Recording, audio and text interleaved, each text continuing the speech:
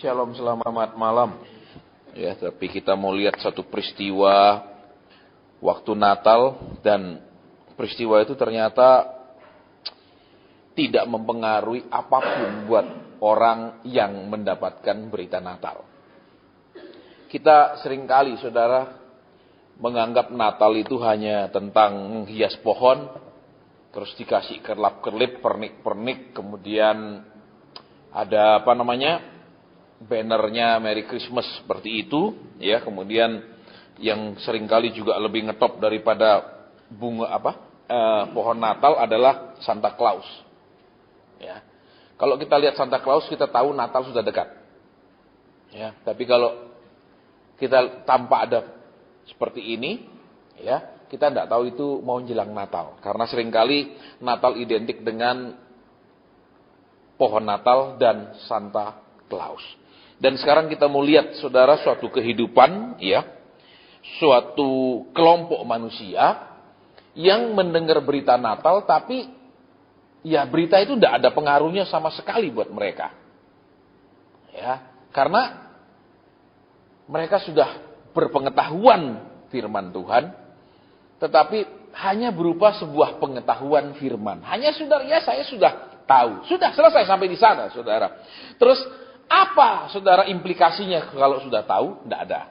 Apa kelanjutannya kalau sudah tahu? Tidak ada, saudara. Dan ini menggambarkan juga kekristenan banyak orang pada saat-saat ini. Ini menggambarkan hidup orang percaya yang seperti ini, saudara. Ya, Natal demi Natal dia tahu, tapi tidak ada perubahan.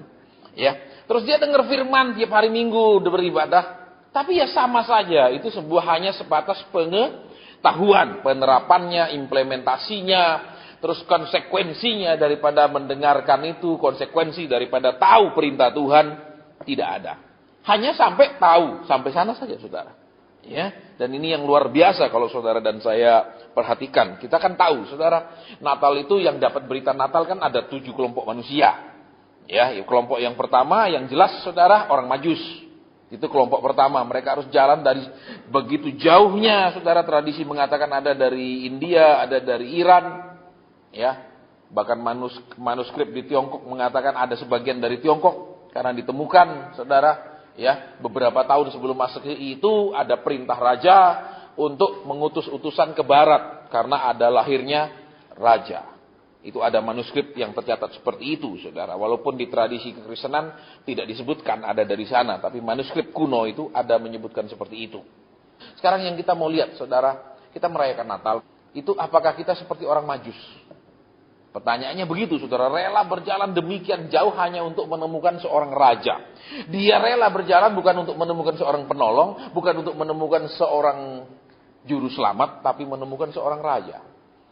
Kalau kita disuruh rela nggak beribadah, rela nggak berdoa, rela nggak nunggu Tuhan, rela nggak taat, kita biasanya nggak rela. Ya, orang Majus, saudara, lihat, dia rela berjalan jauh untuk menemukan seorang raja, bukan untuk menemukan jawaban dari persoalannya, bukan untuk menemukan pertolongan, bukan untuk menemukan harta benda dan lain-lain, hanya untuk menemukan seorang raja. Untuk apa? Memberi hormat kepada raja. Mereka rela jalan begitu jauh. Nah, beda dengan kalau kita sekarang disebut orang percaya, semua serba tidak rela. Saudara, suruh doa lama tidak rela, suruh taat tidak rela, suruh berubah tidak rela. Mereka tidak kenal Kristus sebagai Tuhan dan Juru Selamat, mereka kenal Dia sebagai Raja dan mereka mencari Dia, saudara. Ya, kalau saudara perhatikan peta atau kita pernah pergi Israel naik ke Gunung Hermon, kalau kita naik ke Gunung Hermon, saudara cuma bisa melihat wilayah Syria. Sesudah Syria baru Irak, sesudah Irak baru Iran. Jauh nih, masih sangat amat jauh. Dan mereka rela jalan, saudara. Untuk apa? Untuk bertemu dengan seorang raja yang masih bayi. Untuk apa? Memberi hormat. Untuk apa? Membawa persembahan. Ya, zaman sekarang kita merayakan Natal, tahu orang Majus tapi tidak pernah belajar dari orang Majus. Kelakuannya sama saja. Kelakuannya ya begitu-begitu, tidak ada perubahan, tidak ada kerelaan hati, nggak ada tekad, nggak ada komitmen. Terus tidak ada tujuan yang benar mencari Tuhan. Ya, mereka mencari Tuhan sebagai raja. Terus ngapain? Mereka bukan datang untuk minta-minta, saudara. Mereka datang untuk memberikan persembahan. persembahan ya sudah beri, mereka pulang. Mereka tidak bilang, kami sudah beri, nanti tolong lipat gandakan. Kami sudah beri, tolong ingat catat nama-nama kami, tolong nanti Tuhan kasih berlimpah. Tidak ada, mereka beri dan mereka pulang. Saudara, kalau zaman sekarang kita memberi selalu karena nanti dilipat gandakan. Kalau kita memberi karena kita menabur. Orang Majus memberi bukan menabur, tapi memberi persembahan. Persembahan itu sudah beri selesai, nggak mengharap balik, beri selesai, tidak mengharap lipat ganda. Kalau zaman sekarang beda.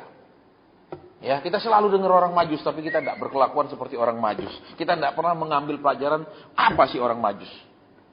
Saudara, kemudian lihat lagi, ya sudah mereka berjalan, tiba-tiba bintang itu tidak kelihatan lagi. Sehingga mereka harus berjalan mencari informasi sampai ke Yerusalem. Iya loh, hampir ketemu Herodes. Kemudian sudah ketemu, baru mereka berjalan ke Bethlehem. Dalam perjalanan dari Yerusalem ke Bethlehem, barulah bintang itu muncul kembali. Nah, yang kedua kita belajar orang Majus ngapain? Saudara dan saya perhatikan. Ya, orang Majus itu dia sudah berjalan jauh. Kemudian tiba-tiba bintang yang menuntut mereka hilang. Apakah kemudian dia balik, dia pulang? Dia bilang sudah, mungkin nasib tidak ketemu, mungkin bukan kehendak Tuhan kita ketemu, kita yang penting sudah berusaha. Tidak, saudara. Ya, dia berjalan terus. Itu yang luar biasa. Kalau kita sudah doa belum dijawab, ya mungkin bukan kehendak Tuhan, saya tidak maksa Tuhan. Kalau sudah tekun belum ada perubahan, ya sudah sampai di sini saja ketekunannya, sia-sia. Saudara, betapa jauhnya kita dengan orang Majus itu. Ya, kita selalu dengar orang Majus, tapi tidak pernah belajar dari orang Majus. Saudara, ya, kita lihat. Terus yang utama mereka membawa persembahan. Mereka bukan membawa taburan, saudara, kepada Tuhan. Mereka membawa persembahan, kasih selesai. Kalau zaman sekarang, kasih berharap. Berapa hari lalu pun sama, saudara. Kan di persekutuan kita nggak ada doa, nggak ada konseling. Ada yang bawa orang susah datang. Selesai ibadah langsung maju. Siapa yang ngajak? Ya, anggota yang sering sudah aktif di persekutuan. Main dorong aja, Pak ini. Kan dari zaman dulu udah nggak ada konseling. Ya, banyak orang, saudara, tidak pernah nabung tapi mau masuk prioritas. Betul? Tidak pernah punya tabungan atau tabungannya sedikit sekali tapi mau diprioritaskan. Saudara, ya dia nggak pernah datang, saudara. Ya tumben hari itu datang, mau langsung diurusin, dikonselingi, didoakan, itu kan kelakuan, saudara. Betul? Saudara kalau mau jadi punya kartu prioritas mesti punya jumlah tabungan tertentu. Tidak bisa baru buka tabungan cuman 500.000, terus langsung minta khusus perlakuannya, tidak bisa. Saudara, hadirnya jarang sekali, ya bahkan ini tumben kemarin satu kali tiba-tiba mau diurusin.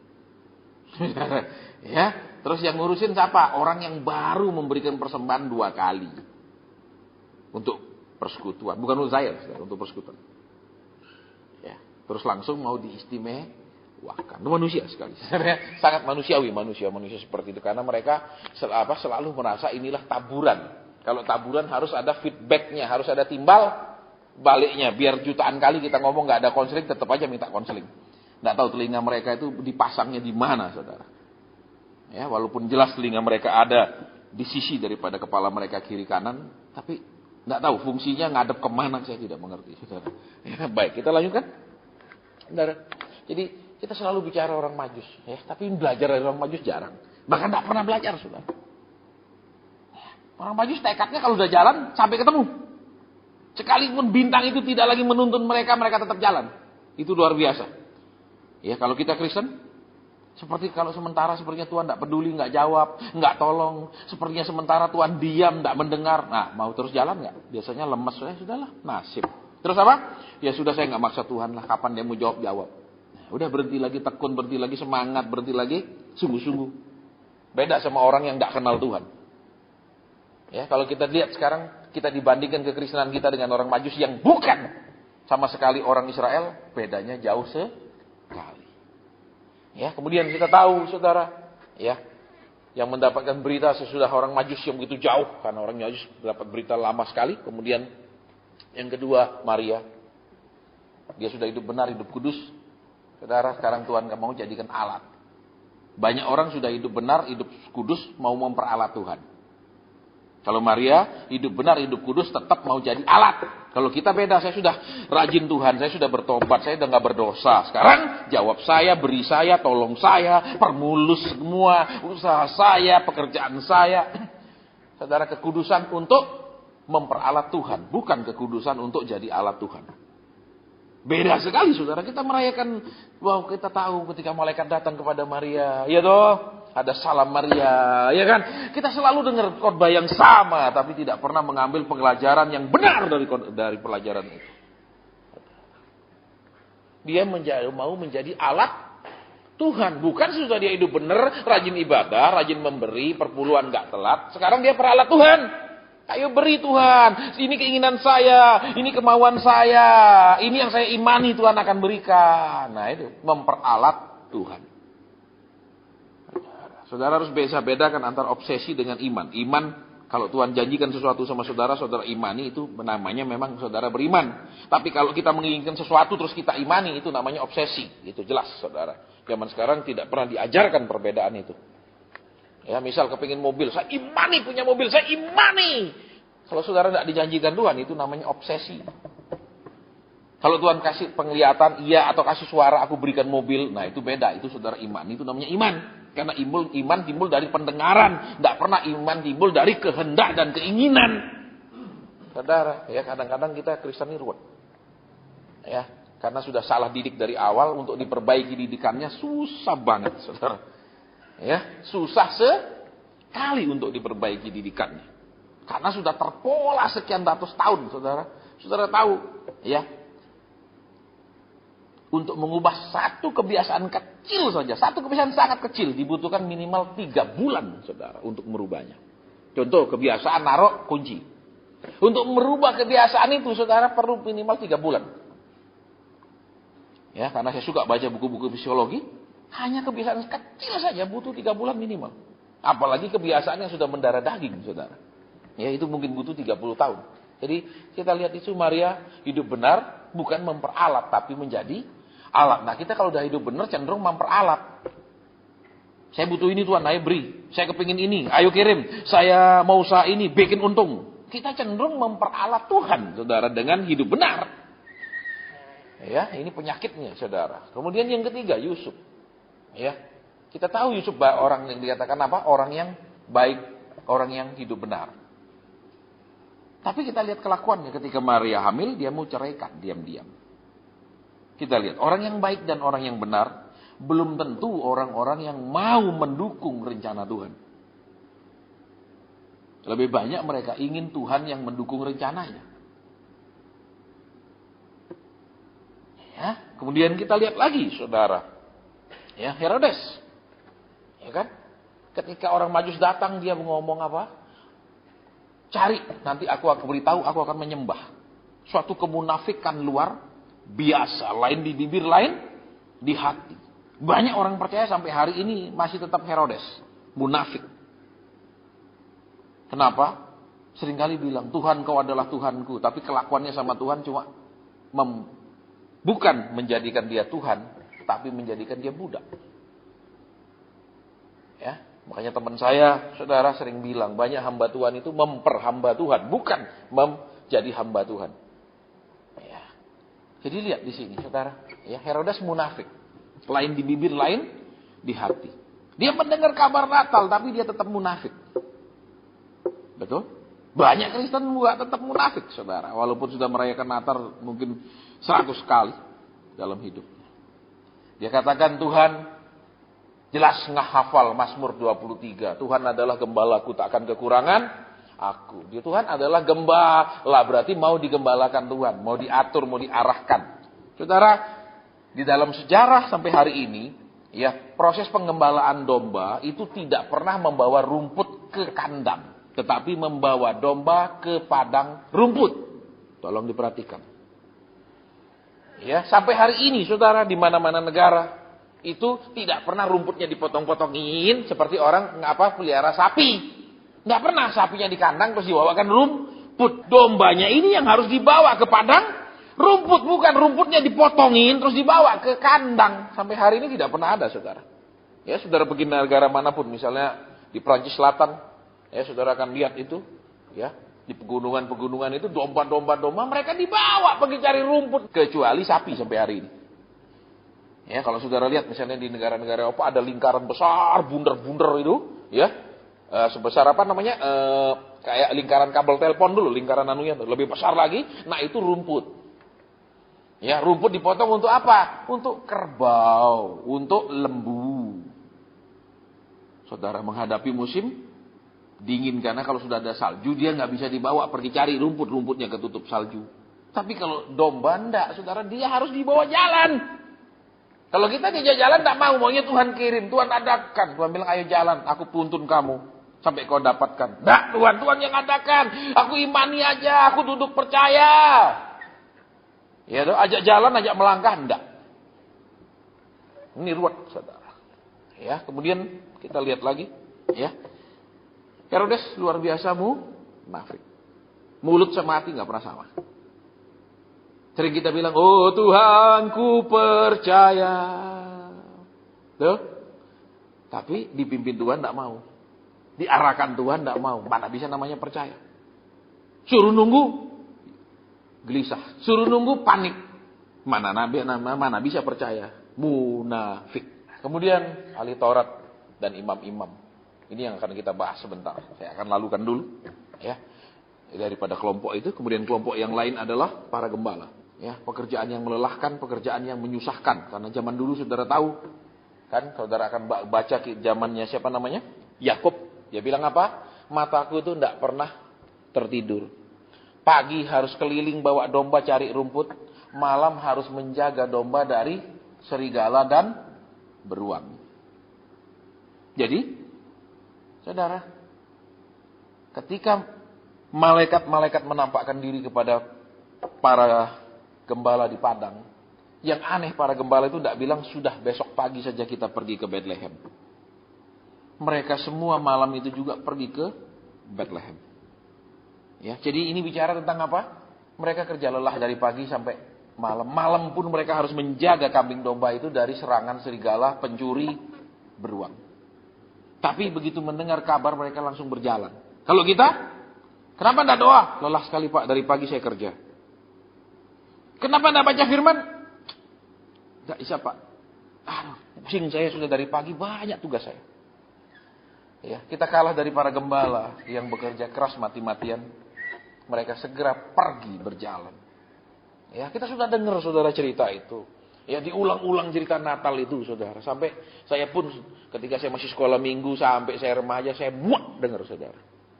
Khotbahnya itu saja isinya, enggak ada itu aja diulang. Maka apa namanya terus ada lagunya toh. Betul? Di Efrata, Tetek itu lagu-lagu Natal dan buat gitu loh. Saudara, kalau semua dicatat hanya untuk istilahnya ya sebuah kisah tanpa arti, kisah tanpa makna. Ini jadi Alkitab apa kalau cuman begitu doang? Iya dah. Mereka langsung meninggalkan kambing dombanya dan pergi ke Bethlehem. Mereka tidak bilang, besok saja kita istirahat saja malam ini. Atau kita masih jaga kambing dan domba malam ini. Mereka segera pergi malam itu, saudara. Kalau kita zaman sekarang, ayo baca firman. Tidak sempat saya Pak. Bapak pendeta banyak waktu baca firman. Saya kerja nggak banyak waktu saya Pak. Wih. Ya, ayo doa. Tugas Bapak yang doakan. Saya tugasnya cari uang. Nanti saya bagi sedikit ke Bapak. Seperti itu, saudara. Lihat di sini, kita terlalu banyak alasan. Gembala-gembala itu punya pekerjaan yang berat di zaman itu. Ya, kalau saudara belajar tentang daerah yang ada rumput, itu biasanya bertahan hanya 1 minggu, sesudah itu kering. Jadi selalu harus pindah-pindah mencari rumput. Saudara, jadi itu pekerjaan yang mesti terus bergerak. Terus bergerak. Jadi dombanya bukan diam di tempat, dia juga harus bergerak. Kalau kita suruh bergerak, ayo belajar doa. Susah Pak. Enakan saya tanya Bapak. Ayo belajar taat. Apalagi yang itu Pak, beratnya minta ampun. Saudara lihat lagi orang yang menerima berita Natal. Orang yang sampai kemudian bisa, saudara, memegang bayi Yesus. Hana dan Simeon. Ya, Simeon sudah tua ketika dia dibawa untuk ke dalam bait Allah pada usia 8 hari itu. Dia katakan apa? Sekarang aku siap pulang Tuhan karena mataku sudah melihat. Jadi Natal bicara tentang orang-orang yang sudah menunggu Tuhan terbukti. Saudara lihat menunggu perjanjian Tuhan. dengan setia, dan kemudian mereka siap mati dengan merem, bukan ngenes. Maksudnya mati baik, bukan istrinya masih kacau balau hidupnya, anak-anaknya masih rusak semua hidupnya, terus dia mati. Dia mati merem. Dia bilang sekarang biar aku sudah siap pulang. Terus kita lihat Hana, saudara. Hana cuma nikah beberapa tahun suaminya mati. Kemudian dia tidak nikah lagi, dia terus mencari Tuhan. Ya, Natal bicara tentang orang-orang yang tidak menyalahkan Tuhan. Pernikahannya singkat sekali, suaminya mati kata Alkitab. Tapi dia terus mencari Tuhan. Dia tidak bilang kenapa, cepat sekali mati dan lain-lain. Ya, Natal untuk orang-orang yang bisa menerima rencana Tuhan. Natal untuk orang-orang yang bisa tetap mencari Tuhan walaupun ada hal-hal yang menyedihkan, ada hal-hal yang mendukakan dia. Tapi kita sudah terbiasa dengar Natal, dia datang untuk menebus, dia datang untuk mencari. Masa terus-terusan Tuhan datang untuk mencari? Masa 2000 tahun dia turun naik begitu? Ya, baik, sekarang kita mau lihat yang tadi kita lewati, yaitu orang-orang apa? Ahli Taurat, imam-imam. Itu yang kita mau lihat. Supaya kita lihat sekarang kita ini ada miripnya enggak sama mereka. Karena Alkitab bilang semua yang dicatat ini untuk berfungsi untuk menyapa, mengajar. Terus apa lagi? Menyatakan kesalahan. Jadi sekalipun ini sebuah cerita, tapi Alkitab bilang betul bahwa firman Tuhan itu kan jelas. Amin. Untuk memperbaiki kelakuan. Sekalipun ini cuma cerita, tapi ini juga tetap saudara untuk memperbaiki kelakuan. Kita seringkali menganggap kalau firman cuma tidak boleh begini, jangan begini, hendaklah kamu begini. Itu saja yang memperbaiki kelakuan kan. Kita tidak menganggap cerita ini juga memperbaiki kelakuan. Saudara, padahal jelas Alkitab bilang bahwa semua tulisan yang diilhami Allah itu berfungsi untuk menyatakan kesalahan, terus apa? Memperbaiki kelakuan, mendidik orang dalam kebenaran. Sekalipun ini cuma cerita, karena cerita ini sampai dicatat ada makna dari peristiwanya, kan begitu, ada hikmah dari apa yang terjadi. Baik, kan kita lihat di dalam kitab Matius pasal 2. Ya. Matius pasal 2, demikian bunyi firman Tuhan. Ayat keempat. Maka dikumpulnya semua imam kepala dan ahli Taurat bangsa Yahudi, lalu dimintanya keterangan dari mereka di mana Mesias akan lahir. Ayat 5, maka mereka berkata kepadanya, di Betlehem di tanah Yudea, karena demikianlah ada tertulis dalam kitab Nabi. Ayat 6, dan engkau Betlehem tanah Yehuda, engkau sekali-kali bukanlah yang terkecil di antara mereka yang memerintah Yehuda, karena daripada mula akan bangkit seorang pemimpin yang akan mengembalakan umatku Israel. Sampai di sana, saudara. Kita melihat berita Natal yang disampaikan oleh Tuhan itu jauh sebelumnya, beratus-ratus tahun sebelumnya disampaikan kepada Nabi Tuhan. Kemudian menjelang itu hampir dia genapi, dia komunikasikan kepada banyak kelompok yang tadi kita pelajari. Ya, dan salah satu yang mendapatkan saudara berita ini adalah imam-imam kepala dan ahli Taurat. Nah, saudara, yang menarik adalah imam-imam dan ahli Taurat ya tahu bahwa memang ada janji Tuhan, ada rencana Tuhan, ya, bahwa nanti di Betlehem tanah Yehuda akan bangkit seorang pemimpin besar. Ini dulu kita mau perhatikan. Ya, mereka tahu saudara, karena itu sudah tertulis di perjanjian lama, dan kita tahu imam-imam zaman itu kan memegang perjanjian lama sampai dengan kitab Maleakhi mereka pegang. Ya, di zaman Tuhan Yesus kan sudah sampai kitab Maleakhi yang mereka pegang. Nah, terus saudara, mereka tahu firman Tuhan, mereka tahu yang tertulis. Kemudian yang aneh adalah ketika orang Majus datang membawa berita bahwa itu yang tertulis itu digenapi, yang tertulis itu sedang Allah kerjakan, sedang Allah buat jadi kenyataan. Yang aneh saudara, imam-imam kepala dan ahli-ahli Taurat ini tidak mengambil suatu tindakan, tidak mengambil satu sikap dan respon untuk meresponi saudara firman yang akan digenapi. Berarti coba saudara dan saya lihat sekarang sama dengan kita banyak sebagai orang percaya, ya. Kita tahu firman Tuhan, tapi firman Tuhan itu hanya sebagai pengetahuan dan hanya selesai sampai di sana. Saudara, mereka tahu juru selamat akan lahir, betul? Ketika si orang Majus bilang di mana dia lahir, dia bilang di sana. Yang mereka tidak pergi. Tidak ada satupun ahli Taurat, tidak ada seorang pun imam kepala yang pergi. Karena pengetahuan hanya berbentuk pengetahuan. Tidak perlu ada praktek, tidak perlu ada kelanjutan dari apa yang mereka tahu. Jadi mereka santai aja. Ya dia mau lahir, ya sudah selesai sampai di sana. Sama dengan kita orang percaya. Kita dengar khotbah sampai ribuan kali kita dengar khotbah. Terus implementasinya apa? Responnya apa? Ya sebagai pengetahuan. Ya saya tahu gitu aja. Saya tahu kok nggak boleh berbuat dosa. Saya tahu. Saudara, seringkali pengetahuan kita hanya pengetahuan yang begitu umum sekali. Pengetahuan yang hanya berupa garis yang sedemikian besarnya. Saudara, sehingga garis yang sedemikian besarnya itu menutup segala detailnya sampai tidak ketahuan. Ya, coba perhatikan. Mereka pergi? Tidak. Mereka tahu firman Tuhan? Tahu. Respon mereka? Tidak ada. Hanya berupa pengetahuan. Sudah sampai di sana saja respon mereka, saudara. Nah, banyak kita sebagai orang percaya, respon kita hanya sebagai pengetahuan. Selesai sampai di sana saja. Ya, saya sudah umat yang diselamatkan. Ya sudah. Terus apa? Ya sudah, saya sudah beribadah sama Tuhan tiap minggu. Saya sudah bayar perpuluhan. Sudah sampai sana? Sudah. Selesai responnya, saudara. Padahal coba saudara dan saya lihat. Ya, Tuhan Yesus itu mengajar ada pakai omongan, ada pakai contoh.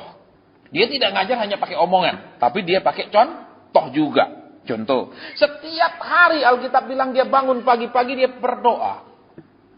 Setiap hari dia bangun pagi-pagi dan dia berdoa. Dia kasih contoh. Walaupun dia tidak ngomong kepada muridnya, tapi dia kasih contoh nyata di hidupnya begini loh. Jadi ada saudara pengajaran yang verbal pakai mulut, pakai omongan. Ada pengajaran yang pakai teladan. Nah, saudara lihat sekarang. Kalau seorang bapak ngajar pakai omongan tok, tapi tidak pakai teladan, anaknya bisa. Contohnya, kamu jangan merokok, tapi bapaknya merokok. Kamu harus rajin doa, bapaknya rajin nonton TV. Ya, terus ibunya bilang, sudah belajar? Belum, Ma. Karena dia lihat mamanya cuma belajar WhatsAppan terus. Misalnya begitu. Tapi kalau dia lihat misalnya papanya malam buka Alkitab belajar. Ya lah. Dia bilang kamu belajar loh, papa pun sampai sekarang masih belajar. Otomatis akan lebih mudah anak itu ketika diberikan teladan daripada diberikan omongan tok. Betul, saya sering ngomong sama orang tua, paksa anak supaya berprestasi. Pernah diajar enggak, ditemani belajar enggak? Pokoknya harus pinter, nilainya harus baik. Tapi tidak pernah ditemani belajar. Nggak pernah orang tua kasih contoh, dia juga belajar. Cuma nuntut tok, harus anaknya baik. Tapi teladannya nggak pernah baik.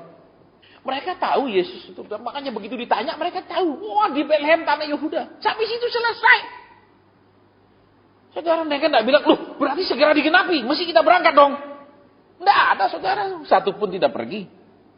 Pengetahuan hanya berbentuk pengetahuan saja. Titik sampai di sana, tidak ada yang lain-lain. Kita tahu dia saudara adalah raja. Tapi bagaimana membuat dia sampai benar-benar jadi raja di hidup kita, kita nggak tahu. Dan kita nggak mau tahu. Ya, dia adalah guru kata Alkitab. Murid-murid menyebut dia guru, rabi. Tapi kita, ya sudah. Saya dengar firman itu berarti saya menjadikan Yesus guru. Masalah dengar tok. Betul? Saudara, karena kan firman ada yang berbicara tentang bagaimana merubah pola pikir, bagaimana merubah kelakuan. Bukan hanya sekedar membuat kita dari tidak tahu jadi tahu. Iya, saudara. Terus, saudara lihat lagi. Si orang Majus pergi, ya sudah, selesai sampai di sana. Saudara. Imam-imam ngapain? Tidak ada ceritanya lagi. Nanti ada ceritanya lagi puluhan tahun kemudian ketika Yesus melayani. Yang masih ada kelanjutannya Herodes. Herodes panik kemudian merespon berita itu dengan cara membunuh semua anak-anak di bawah umur 2 tahun di Bethlehem. Kadang-kadang orang munafik lebih baik, saudara, punya respon. Walaupun responnya bejat, tidak baik. Ya, betul? Responnya bukan mau menyembah. Nah kalau dia bilang, itu nubuatan tidak masuk akal. Ngapain dia bunuh? Berarti dia percaya, saudara, sama yang tertulis di Alkitab. Dia percaya, tapi responnya berbeda. Banyak orang percaya sama Tuhan, responnya berbeda. Aku percaya Tuhan mengatur hidupku. Tapi nek diatur tidak mau. Nah ini, ruwet. Maunya ngatur tok, Tuhan aku kepingin gini. Aku kepingin invest ini, tolong kasih cuan. Aku kepingin beli tanah di sana, Tuhan. Tolong kasih meningkat harganya. Seperti itu saja, saudara. Ya, Kita percaya firman. Herodes percaya firman. Buktinya, dia ketakutan. Kalau dia nggak percaya, mimpilah. Siapa di Bethlehem? Dari zaman apa pernah ada raja di situ? Nggak ada ceritanya. Itu hayalan. Maka dia ngapain ambil tindakan membunuh? Dia percaya 100% sama firman itu. Tapi responnya salah. Kita percaya sama Tuhan. Hidupku di tanganmu katanya. Tapi responnya tidak sama dengan pengakuan mulutnya. Ada parah sekali. Ya, padahal dengar khotbah sudah ribuan kali. Nah, kembali makanya ke sini. Ahli sekali, saudara, imam-imam kepala. Saudara perhatikan, ini orang-orang top. Ya, bukan orang biasa, bukan orang orang pelosok pedalaman yang paling dalam. Seperti misalnya di Afrika yang paling dalam itu yang tidak ngerti huruf, tidak ngerti TV, tidak ngerti apa-apa, tidak. Ini orang-orang yang orang kota, saudara. Terus kita lihat lagi. Ya. Si orang Majus pergi, ya sudah pergilah. Imam-imam dan ahli Taurat yang melanjutkan hidup mereka seperti semula. Ya, back to normal, life as usual. Hidup biasa-biasa. Saudara, bukankah banyak kita tahu firman? Banyak kita didengar khotbah. Ya, tapi hidup kita tidak pernah ada perubahannya ketika mendengar. Hidup kita tidak pernah ada respon yang benar ketika kita lebih tahu firman Tuhan. Sama saja. Saudara. Makanya lihat. Merekalah yang justru kemudian menganiaya Kristus. Jadi orang-orang Kristen, orang-orang percaya, ya, yang cuma sampai Alkitab ini hanya sebagai pengetahuan otaknya untuk gaya-gayaan, ya, pengetahuan sampai di otaknya tidak sampai di hatinya untuk merubah hatinya. Karena kalau orang punya hati sudah berubah, kelakuan pasti berubah. Kalau hati seseorang sudah berubah, kelakuan pasti berubah. Contoh seorang cewek di Uber, belum mau ya masih aco, ya toh. Di WhatsApp ya kadang balas kadang enggak. Dia belum mau. Didatangi ya kadang dia ada di tempat, kadang dia pergi sama temennya. Dia belum mau. Tapi kalau dia sudah mau, beda. Di WhatsApp cepat dia balas. Dibilang nanti mau datang dia tungguin. Dia berbeda. Karena hati. Saudara, sama dengan kita. Kalau kita baik sama orang, kemudian suatu hari ada masalah kecentok, kita dilukai hati kita, akan kelihatan di sikap kita, di kelakuan kita. Otomatis itu dari hati, saudara. Buat si ahli Taurat sama imam-imam zaman kuno itu, pengetahuan tidak merubah hati, hanya merubah otak bahwa saya jadi lebih tahu dari bodoh, dari tidak tahu. Sampai sana. Berapa banyak kita rayakan Natal, ya kita seperti ini terus tidak ada perubahan hati. Kita dengar khotbah ya saya tahu. Terus lakukan. Ya, saya tahu. Hanya sampai saya tahu. Sudah lakukan? Ya sebisa saya. Ya, seringkali kita begitu santainya, saudara, ketika mendengarkan firman Tuhan. Begitu santainya kita kepada pengetahuan daripada kebenaran firman. Banyak seperti itu, sangat banyak, saudara. Terus kita merasa kita sudah jadi orang benar. Ingat tadi, ketika seorang bapak memberikan contoh, ya, contoh teladan itu juga sebuah pengajaran. Kenapa? Supaya anaknya melihat dan mengikuti dan meniru. Betul, Yesus sudah memberikan kita, dia tidak ngomong, hendaklah kamu berdoa setiap saat, hendaklah kamu itu berdoa berjam-jam, tapi dia melakukannya dan murid-muridnya melihatnya, mengetahuinya. Dia memberikan teladan. Kalau kita, itu kan Yesus. Dia butuh. Kenapa? Karena dia nanti pagi banyak dikerumuni orang. Nah, dia orang sakit, orang macam-macam datang kepada dia. Dia butuh berdoa jam-jam. Kalau saya nggak butuh, saya cuma butuh uang. Kan begitu. Saudara, segala yang dicatat di Alkitab itu berfungsi untuk mengajar. Betul? Menyatakan kesalahan dan memperbaiki kelakuan. Jelas sekali walaupun ini cuma cerita, saudara. Tapi di dalam cerita ini jelas mereka punya respon tidak pas. Hanya pakai pengetahuan Alkitab itu. Kita tahu, saudara. Ya. Kita harus dekat sama Tuhan.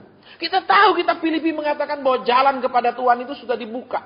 Bahwa tabir pemisah di ruang maha suci itu sudah dirobek. Kita tahu. Berarti apa? Zaman dulu hanya imam besar yang boleh masuk setahun sekali. Tidak ada orang lain boleh masuk. Imam yang lain-lain tidak boleh. Hanya imam besar. Imam bangsa. Tuhan bilang waktu Yesus mati itu dirobek. Berarti itu sudah tidak ada batasan antara siapa saja boleh masuk. Dan kita Filipi meneguhkan, jalan masuk itu sudah dibuka kepada Bapa. Kita nggak mau masuk. Minta Bapa yang keluar. Bapak, aku tunggu di luar. Aku nggak mau masuk. Alias, aku hidup santai-santai aja lah. Kau pasti urusi. Kan aku anakmu. Aku nggak usah banyak doa, tanya petunjukmu. Kau pasti bikin hidupku jadi jalannya enak. Kau kan katanya jalan. Jadi kemanapun aku jalan, itu jalanmu. Nah ini penyakitnya. Firman Tuhan buat imam-imam kepala dan ahli Taurat hanya berarti sebuah pengetahuan. Pengetahuan yang mati, pengetahuan yang tidak perlu diimplementasikan, pengetahuan yang tidak perlu ada kelanjutan sesudah tahu apa. Ya sudah, sesudah tahu selesai. Mereka tahu kan, juru selamat akan lahir. Oke lah, mereka tidak tahu kapan lahir lah. Sekarang orang Majus ini tahu dia sudah lahir. Ini dia digabung dua kan lengkap. Ternyata mereka nggak peduli. Terus apa? Ya janjinya sih sebegitu. Ya sudah sampai di sana selesai. Katanya begitu. Sudah sampai sana. Tidak ada kelanjutan. Kita juga gitu. Jadi jemaat Tuhan. Jadi umat Tuhan. Ya sudah jadi Kristen ada kelanjutannya. Kelanjutannya apa? Ya kalau ada masalah baru saya cari lebih sungguh-sungguh. Kalau ada kebutuhan baru saya berseru lebih keras. Ya toh? Kalau ada problem yang luar biasa berat. Barulah saya rajin berdoa dan datang setiap saat. Nggak ada kelanjutannya saudara. Ya, tidak ada kelanjutannya. Belajar sejarah. Kita tahu Alkitab, kita dengar khotbah banyak. Betul? Kita tahu ayat begitu banyak. Terus apa kelanjutannya gitu loh. Seringkali ya sekitar sampai di situ saya tahu dia menolong saya. Terus ya sudah setiap saya butuh nanti saya cari dia. Loh, begitu namanya penolong. Penolong cuma waktu butuh, begitu? Bukan penolong setiap saat, betul? Padahal kita bilang dia penolong, tapi juga Alkitab bilang dia adalah penuntun kita. Betul? Bahkan ada ayat mengatakan, jalan orang benar dipimpin oleh Tuhan. Jadi perjalanan terus apa? Setiap langkah itu dipimpin oleh, kita merasa cuma kita sembarang melangkah, nek salah jalan, ketemu buntu atau masuk jurang, baru kita teriak, Tuhan tolong karena engkau penolong. Apakah begitu yang nama penolong? Memang Tuhan itu tim SAR. Ya sudah masuk jurang baru minta akan dia tolong begitu. Itu orang tugasnya tim SAR saudara. Betul, bukan Tuhan. Kita sering kali ya tahu dia itu katakan juru selamat. Terus ya sudah saya sudah diselamatkan. Kita tidak mengerti maksudnya menyelamatkan sesudah itu apa. Ya sudah saya sekarang sudah selamat. Nanti mati masuk surga. Tuhan menjamin ada rumah di surga. Begitu tuh pengertian. Saudara, kita tidak mengerti tujuannya menyelamatkan apa. Ingat orang Israel ketika mereka tidak mengerti tujuan Tuhan mengeluarkan mereka dari Mesir untuk dibawa ke Kanaan, mereka selalu berontak di jalan. Karena mereka pikir, kami hanya minta dikeluarkan dari Mesir. Entah kemana, tidak urus, pokoknya dikeluarkan. Kalau saudara baca seluruh isi Alkitab, terutama kitab Keluaran, tidak pernah ada mereka bilang, kami ingin ke Kanaan. Karena Bapa leluhur kami, Abraham, Ishak dan Yakub dijanjikan tanah Kanaan. Tidak ada satupun doa tentang tanah Kanaan. Semua hanya jerit berat sekali di sini, susah sekali di sini. Mereka hanya ingin keluar. Masalah mau kemana, pokoknya keluar. Tapi Tuhan mengeluarkan mereka dengan satu tujuan, membawa mereka balik ke Kanaan karena nenek moyang mereka dijanjikan tanah itu. Makanya di jalan mereka selalu berontak. Nah, kalau kita sekarang sudah diselamatkan, tidak ngerti tujuan Tuhan menyelamatkan kita, pasti ngelawan terus. Pasti komplain terus, pasti nggak terima terus. Karena dipikir, sudah punya Tuhan, sekarang hidup saya enak. Terus nyanyi, yang miskin diperkaya. Betul? Semangat betul kalau nyanyi yang begitu. Tuhan mau selamatkan kita itu ada tujuannya. Bukan sekedar menyelamatkan, dibawa keluar dari perbudakan, bukan untuk hanya sekedar hidup lega. Tapi kemudian di sana turunlah hukum-hukum Tuhan. Sepanjang perjalanan mereka itu hukum Tuhan terus diturunkan. Kalau kita sekarang ya sudah punya juru selamat. Terus apa? Dia penolong. Terus ya ada apa-apa pasti dia tolong. Loh kok gitu ceritanya? Kita jalan sembarangan, masuk jurang, terus kita teriak, tim SAR nanti jemput. Nah. Ya sering konsep kita selalu ngawur, saudara. Profesor Peter Werner bilang, salahnya pendidikan sekolah teologi. Orang cuma ingin sekolah, tidak ada tanda dipanggil Tuhan, ya disekolahkan. Sama seperti orang mau sekolah dokter. Dia mau jadi sekolah dokter, ya sudah tamat dia jadi dokter. Jadi tamat sekolah dia jadi hamba Tuhan. Padahal belum tentu Tuhan panggil dia jadi hamba. Ya dipikir kayak sekolah umum. Sekolah apa tamat ya jadiin otomatis. Saudara. Padahal Alkitab katakan kan Tuhan memilih murid-muridnya. Dia yang pilih. Tidak semua orang boleh masuk. Terus saya ikut. Tidak ada. Ya. Terus apa? Seringkali teologi itu diajar hanya sebagai sebuah pengetahuan. Dan melupakan keintiman. Saudara. Sehingga ingat Alkitab ini adalah pewahyuan. Pewahyuan harus dibuka lewat pewahyuan. Saudara, kalau saudara punya antena biasa, saudara tidak bisa tangkap siaran parabola. Karena harus pakai parabola. Terus sekalipun saudara punya parabola, saudara tidak bisa tangkap siaran TV kabel. Kenapa? Harus ada dekodernya. Betul? Loh. Kalau kita sekarang kepingin tangkap siaran yang pakai TV kabel, ya kita pakai cuman parabola, apa yang keluar? Ya, ini bersifat pewahyuan. Tidak bisa dijelaskan hanya dengan akal budi manusia. Alkitab katakan apa yang bodoh dari Tuhan lebih pintar dari yang dari manusia. Jelas Alkitab bilang. Makanya sering poin-poinnya kita baca bolak-balik, tidak dapat. Kenapa? Karena kita tidak pegang dekodernya. Makanya perlu dekodernya. Dekodernya itu pewahyuan. Yuk, makanya sekarang kita perhatikan kebenaran sekarang. Kita rayakan Natal.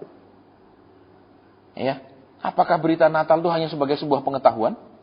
Terus kita dengar khotbah ya sampai mentok di, oh ya saya tahu, iya saya tahu. Terus kelanjutannya ada berubah enggak? Ya saya tahu Pak, saya tahu. Saya harus baik sama istri, saya tahu. Terus sudah baik? Ya saya tahu Pak, hanya sampai tahu. Terus apa gitu loh, prakteknya apa gitu loh. Bukan sekedar tahu. Kita terlalu banyak hanya sekedar tahu. Persis ahli Taurat dan imam-imam. Tahu saya Pak. Prakteknya gimana? Ya sudah Pak, menurut ukuran siapa? Makanya kalau orang sekolah ada ulangan, ada semesteran, ada ujian. Untuk apa? Untuk melihat berapa persen siswa sudah menyerap ilmunya kan. Betul saudara, makanya dikasih ulangan dan ujian. Berapa persen sih dia ngerti? Dari yang sudah disampaikan. Kita seringkali, sudah Pak, sudah. Ya dah, dites dari 10 soal. Cuma 1 yang benar, nilainya cuma 1. Syukur-syukur nilai 2. Sisanya nggak tahu, nggak jelas. Jadi lihat di sini kebenaran, saudara. Apakah Natal ini kemudian Tuhan akan menemukan lagi orang-orang seperti itu? Apakah 2000 tahun dia menunggu, dia tetap menemukan orang yang sama terus, saudara?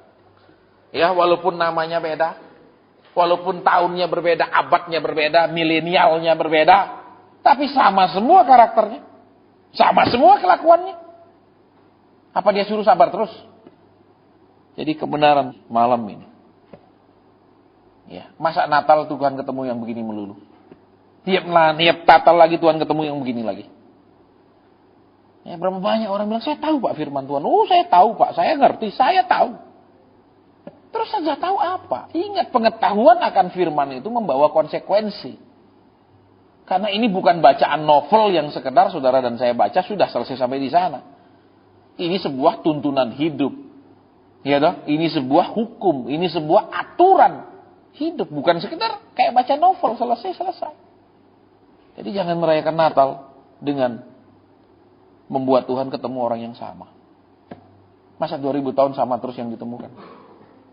Ya, jangan merayakan Natal dengan kondisi persis saudara orang Israel zaman itu. Tahu ayat, tapi tidak melakukan. Tahu ayat begitu banyak, nggak ada kelanjutan dari pengetahuannya. Ya, kita sudah terlalu banyak jadi orang percaya seperti itu. Terlalu banyak dengar khotbah, tidak ada perubahan. Terlalu banyak tahu, tidak lakukan.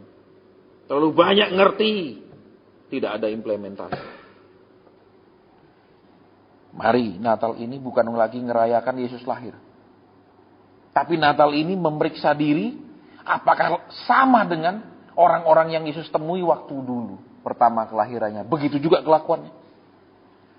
Supaya janganlah kiranya Tuhan temukan sama lagi. Oh, dia merayakan lagi, tetap aku ketemukan orang yang sama kelakuannya. Dia ketemukan lagi, sama lagi orang-orang yang tahu firman tapi acuh tak acuh. Hanya sekedar sampai di pengetahuan, titik. Dan yang luar biasa, saudara. Mestinya kan imam-imam ini yang tahu kebenaran bahwa yang akan lahir seorang pemimpin besar yang dijanjikan oleh Bapa sendiri. Mestinya kan dia ingin ke sana, ingin minimal tahu, minimal ingin ketemu. Gak ada yang ingin ketemu tuh. Satu pun gak ingin ketemu. Sama dengan orang percaya saat ini. Yang paling ingin adalah diberkati, tambah kaya, hidup nyaman. Surga, kalau kita khotbah tentang surga, abstrak sekali buat begitu banyak orang. Mereka pikir, Pak, itu nantilah jauh-jauh, saya sudah tua sekali, Pak, usia sudah 80, ya mendekat-dekati malaikat panggil, barulah khotbah surga. Saat ini sekarang khotbah kekayaan aja, kemakmuran, khotbah terobosan, ya, khotbah berkat. Natal itu bukan sekedar hias pohon. Natal itu adalah rekoleksi, periksa diri. Kalau cuma raya hias pohon, tidak usah satu hari jadi, gampang sekarang. Segala macam hiasan pernik ada. Tapi yang hakikatnya, yang intinya, makna terdalamnya, Natal itu apa? Bukan sekedar, ya ia telah lahir bagi kita. Bagimu telah lahir seorang juru selamat. Bolak-balik gitu lagi ayatnya. Kemudian, damai di bumi bagi orang yang berkenan kepadanya. Dibikin opretnya. Betul, Yesus lahir pakai boneka. Memang benar, saudara, Yesus seringkali dijadikan boneka. Suruh gini, suruh gitu. Benar-benar jadi boneka. Terus tetap aja sampai hari ini lahirnya di kandang domba. Betul? Tetap di kandang lahirnya. Tidak pernah di hati, tetap di kandang aja perayaannya, saudara. Kenapa tidak bikin sekali-kali perayaan Natal itu, bayi Yesusnya dikasih ke hati, terus ditaruh di situ, lahir di hati gitu loh. Tidak pernah, selalu kandang domba. Tuhan bilang apa? Tuhan bilang, aku ingin masuk ke dalam engkau. Betul ada ayatnya? Supaya aku di dalam kamu dan kamu di dalam aku. Tapi disuruh kandang domba loh Tuhan. Kandang domba. Kalau mau masuk sana kandang domba. Coba lihat mana ada sampai sekarang ini perhiasan. Kasih gambar hati terus taruh bayi Yesus di sana. Tidak ada. Heran. Kenapa? Bukan karena kurang kreatif. Tapi memang faktanya begitu. Yesus hanya boleh lahir di kandang. Jangan lahir di kita. Kalau di hati kita harus jadikan dia raja. Kita harus nurut dia karena dia di dalam. Enak dia di luar aja sampai sekarang. Kapan butuh baru panggil. Ini lagi butuh Tuhan. Aku utang ini belum bayar, tolong om. Tuhan ini lagi sakit, tolong. Itu dipanggil-panggil. Kalau butuh, makanya dia lahir di kandang. Sekali-kali lah. Kita ini lebih rohani. Bikin Yesusnya lahir di hati. Bikin hiasannya lahir di kandang. Ya, bayi bikin dari boneka. Memang betul Yesus dijadikan boneka.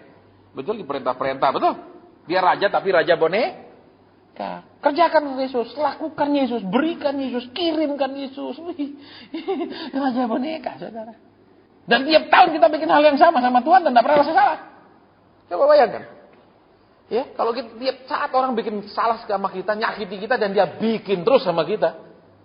Itu orang benar-benar bebal, betul? Dan dia paksa kita untuk terus-menerus bersabar. Ada batasnya kita nggak sabar kalau terus-menerus. Tuhan Yesus bilang 70 kali. Dia tidak bilang tidak terbatas kali tidak terbatas. Dia bilang 70 itu 7. Ada batasnya.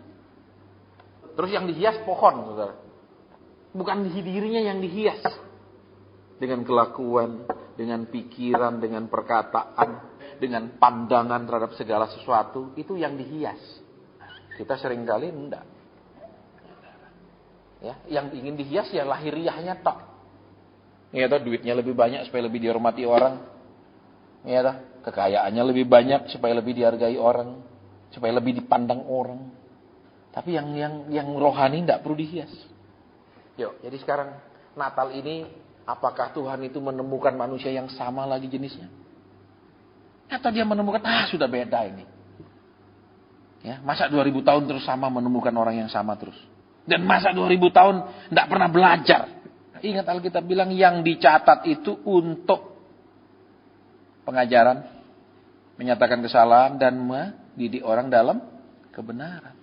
Walaupun ini cuma cerita, tapi ada maknanya cerita ini. Betul? Seperti cerita si kancil. Itu apa ada maknanya kan? Betul? Loh, Kak cerita kancil aja ada makna kancil sama buaya. Masa cerita Alkitab nggak ada makna, cuma cerita? Kayak sekarang yuk kita mau berubah. Supaya Natal ini jadi Natal yang berbeda. Ingat itu, jangan sudah berhenti hiasi boneka. Masa Yesus bayi aja. Dan selalu di palungan. Saudara tahu palungan itu untuk apa? Tempat minum. Palungan itu tidak diisi dengan rumput, saudara. Itu tempat minum. Tempat minum yang dikeringkan. Nah, kalau dia tidak kering kan masuk angin bayinya. Apalagi airnya banyak, kalau lep mati tenggelam, saudara. Iya, jadi lihat. Dunia ini menerima Yesus lahir. Saudara lihat apa? Dengan cara bukan menyediakan tempat yang layak, tapi merubah palungan tempat air jadi tempat kering. Sering kita ini, ya, jadi orang percaya, tapi percaya yang tidak sesuai peruntukannya. Palungan jelas untuk tempat air, bukan untuk tempat bayi. Tapi itu dipakai untuk tempat Yesus ditaruh. Ya, dan kemudian dikasih rumput-rumput. Orang tidak ngerti, saudara. Mana ada zaman dulu terus pakai arit carikan rumput terus taruh di kandang sembarang. Ya, tapi dihiasi kayak gitu. Domba harus dibawa pergi cari makan, bukan rumput dibawa ke kandang. Dihiasi kasih rumput-rumput. Ini juga sudah tidak sesuai sejarahnya. Coba cerita Majapahit terus pakai batik lengan panjang dan sepatu. Cocok enggak filmnya? Enggak cocok. Bikin cerita tentang cerita Majapahit tapi pakainya jas. Enggak sesuai, saudara. Tapi tetap aja enggak apa-apa kasih rumput. Enggak salah dah. Tapi orang terima itu, heran. Ini sudah mikir uang terus, enggak mikir detailnya ini bener enggak, pikirannya wah, jaset. Itu enggak mikir, enggak sempat mikir yang enggak normal yang lain. Apalagi dikasih, maaf kata, itu kapas-kapas sebagai simbol apa namanya? Salju. Tidak ada di negara manapun yang bersalju. Mereka itu menggembalakan kambing, domba, lembu, sapi musim salju. Tidak ada, semua dikandangin. Semua dikandangkan, saudara. Bahkan di daerah yang super dingin tuh mereka dikasih pakaian. Karena kelewat dingin bisa membunuh mereka, hipotermia. Mereka dibungkus sama pakaian. Saudara, kok bisa zaman salju? Zaman salju mana mungkin kambing dan domba bisa pergi makan. Suruh dia gali itu salju, cari rumput. Tapi ya diterima. Karena pikiran kita hanya fokus ke aset, kekayaan, kenyamanan. Detail tidak penting. Jadi aneh. Betul, cok setting sejarahnya loh, saudara. Makanya jadi orang percaya ini, kiranya di tahun ini Tuhan temukan kita bukan lagi seperti yang dia ketemu waktu dia lahir pertama kali. Ya dah, tahu firman tapi ya sekedar jadi pengetahuan. Tidak ada kerinduan untuk kenal sih yang ditulis di firman itu, tidak ada. Maka dituliskan akan lahir seorang pemimpin besar. Kepingin ketemu, enggak? Kita sering tidak kepingin ketemu Kristus, tidak kepingin dekat sama Kristus, cuma ingin diberkati Kristus. Tipe manusia-manusia orang percaya yang nunggu di depan ATM begitu bilang sudah transfer, langsung dimasuki kartu ATM, ngambil duitnya. Kita bukan orang-orang yang menunggu di kaki Yesus. Nunggunya di depan ATM. Berapa waktu lalu seorang hamba Tuhan India mengatakan begini. Gereja sudah melakukan segala kegiatan. Hanya satu yang kurang dilakukan, berdoa. Sudah lakukan semua kegiatan sosial, pelayanan, diakonia, sudah semua. Berdoa. Yang berjam-jam itu yang belum dilakukan. Mereka tahu seorang pemimpin besar akan lahir. Mereka tidak punya kerinduan bertemu pemimpin itu. Tahu pemimpin itu tidak ada kerinduan sama sekali. Doanya hanya minta berkat. Doanya minta transferan. Orang percaya yang nunggu di depan mesin ATM. Nunggu telepon bahwa sudah ditransfer. Jadi langsung masukkan kartunya ngambil uang. Bukan orang Kristen yang menunggu di kaki Yesus. 2 minggu lalu. Saya pergi. Saudara bertemu seorang hamba Tuhan senior. Dan dia ulang tahun bulan Mei depan. Hati saya digerakkan untuk memberi dia hadiah ulang tahun, saudara, ke usianya yang ke-80. Yaitu membangunkan, merenovasi gerejanya, kemudian merenovasi pastorinya, dan menguruk tanah di belakang supaya bisa dibangun kamar untuk tamu. Saya santai aja, baik Tuhan. Walaupun dana yang dibutuhkan besar. Percaya aja kalau Tuhan bilang beri hadiah, masih ada uangnya, masih ada duitnya. Dan saya nggak suka minta-minta. Tadi pun ada persembahan, saya masukkan di situ. Nanti saya serahkan untuk itu juga untuk nambah. Terus Pak, kalau nggak tercapai 100, nggak masalah. Kenapa? Kalau Tuhan janji pasti tercukupi. Itu jangan. Terus kalau misalnya sampai harinya belum ada, gampang, pakai uang sendiri. Nambahin gitu toh. Kita tahu firman Tuhan katakan kasihilah Tuhan dengan segenap hati. Iya apa enggak? Kasih Tuhan dengan segenap hati. Terus segenap kekuatan, segenap pikiran, segenap. Segenap pikiran. Artinya cara pandang kita, cara melihat kita. Sampai hari ini saya masih heran. Orang-orang yang hadir di persekutuan-persekutuan kami itu tidak mewarisi DNA-nya saya. DNA saya tidak pernah hitungan uang. Sampai hari ini pun, setiap bulan saya harus mengeluarkan uang lebih 50% dari penghasilan saya. Dan saya tetap keluarkan. Saya tidak bilang Tuhan, katanya 10% ini lebih dari 50 loh. Dan tidak banyak orang yang mewarisi DNA-nya. Rata-rata DNA-nya pelit, medit, kikir. Dan sampai hari ini Tuhan belum menjawab saya, kenapa? Kenapa kakak rohaninya pemurah, adik-adik rohaninya medit, pelit, kikir? Saya tidak ngerti. Ya mungkin karena mereka memang anak angkat semua, jadi ya beda genetik memang. Betul? Orang bule nih ngangkat orang Afrika, dia tidak mungkin anak Afrika itu kemudian jadi putih. Jadi kayak bule, kulitnya tetap aja dia hitam. Karena dia anak angkat. Betul? Ya, dia bukan anak asli, susah. Dia belum lahir kembali dari bapak yang benar. Sehingga dia tetap tidak sama. Ya terlalu banyak, saudara. Ya, medit, pelit, kikir, minta sampai saya geleng gitu. Uang adalah segalanya buat manusia-manusia kayak gitu. Pengeluaran saya lebih dari 50% dari penghasilan saya. Nah, Mas, tetap ngasih. Nggak pernah hitung itu. Dan tidak pernah saya bilang Tuhan kembalikan, ingat nih lo, aku nganter di belakang karungan lo, ingat lo, lihat. Nah, itu persembahan antar, bukan taburan. Tapi yang di bawah-bawah saya banyak meditnya, minta ampun. Ya, uang adalah segalanya. Uang segitu cuma berapa juta dianggap itu jadi berapa triliun di mata dia. Itulah yang disebut dengan Herodes, munafik. Kita percaya bahwa berkat daripada Tuhan, Tuhan memberkati. Tapi tidak boleh keluar sama sekali. Kita percaya kita adalah saluran, tapi tidak pernah tersalurkan. Tapi ya nggak apa-apa. Satu pihak memang saya kecewa. Kenapa sih orang-orang melit-melit tidak karu-karuan? Kenapa nggak bisa jadi orang? Bukan untuk saya loh, saudara pemurahnya. Bukan. Ya, semua persembahan-persembahan itu nanti dimasukkan untuk bangun ya renovasi total itu, karena kan dia punya atap sudah meleok begitu karena kayu-kayunya sudah rusak semua.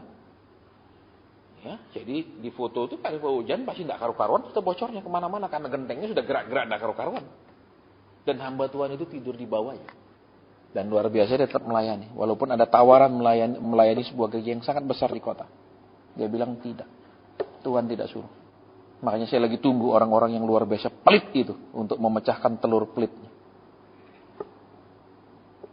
Kalau mereka terus medit seperti itu, tahun depan saya usir dari persekutuan. Kalau memang DNA-nya nggak bisa sama, keluar. DNA nggak sama, out. Cari DNA yang sama. Betul? Karena bangau tidak mungkin berkumpul dengan gagak. Sekalipun bangau mungkin gagaknya buta warna, mereka tidak pernah kumpul bareng. Gagak akan kumpul dengan gagak, bangau akan kumpul dengan bangau. Baik, ibadah sampai di sini kita berdoa.